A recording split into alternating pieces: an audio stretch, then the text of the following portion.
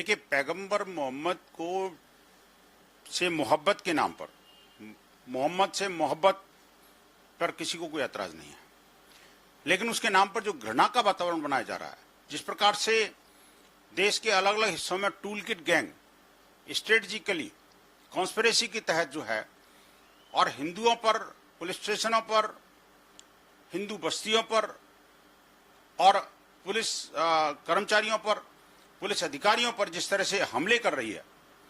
और आज तो कमाल हो गया कि महाराष्ट्र के कुर्ला में तो वो जबरन, चाहे हिंदू है या मुसलमान है, सबके गाड़ियों को रोक रोक कर स्टिकर लगा रहे हैं आई लव मोहम्मद।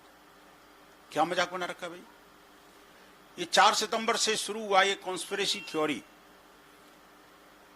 और उसके बाद में माननीय सर्वोच्च न्यायालय द्वारा 15 तारीख को जो वक्फ बोर्ड के लेकर के निर्णय आया, उसके बाद जो जिस तरह से all India Muslim personal board Jamaat Ulama Hind ने कहा था कि भाई हम न्याय की आशा जागी और दे अप्रिशिएट द जजमेंट, इसके बावजूद भी एक बड़ी स्ट्रेटजी, मतलब एक कार्यक्रमों का ऐलान कर दिया उन्होंने कि 3 अक्टूबर को हम ये करेंगे और नवंबर में ये करेंगे, दिसंबर में ये करेंगे, देश की राजधानियों में भी और अपने राज्यपालों को भी ज्ञापन देंगे और यहाँ दिल्ली में भी ये करेंगे। ये इस तरह से जैसी जुम्मा आता है उस दिन ऐसा लगता है कि पता नहीं ये आज कैसे निकलेगा। जुम्मे के दिन मस्जिदों से निकलते के साथ ही ये पत्थरबाज बन जाते हैं।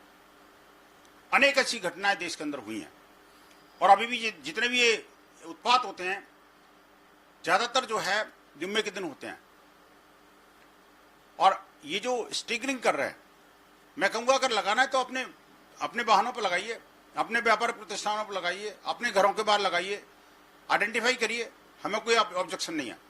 लेकिन कॉन्स्पिरेसी को समझना पड़ेगा कि आखिरकार ये आई लव मोहम्मद का ये विवाद इस बार शुरू कैसे हुआ। मैंने तो दुनिया में कभी देखा नहीं इस सितंबर से पहले को कोई मोहम्मद को लव करने के लिए आई लव मोहम्मद को कोई स्टिकर लगाएंगे या कोई पोस्टर लगाएंगे। इसके पीछे कुछ विशेषज्ञ बताते हैं कि भाई इसको लगाने के पीछे बहुत एक लार्ज स्केल का टूल किट गैंग काम कर रहा है कि हमने ये पोस्टर लगाया और पोस्टर लगाने दिया तब तो ठीक है, लेकिन जैसे ही ऑब्जेक्शन करेंगे तो हम हावी हो जाएंगे कि पैगंबर मोहम्मद की शान में गुस्ताखी कर दी। और वो पोस्टर लग गया, कभी ना कभी तो फटना है, गिरना है और टूटना है।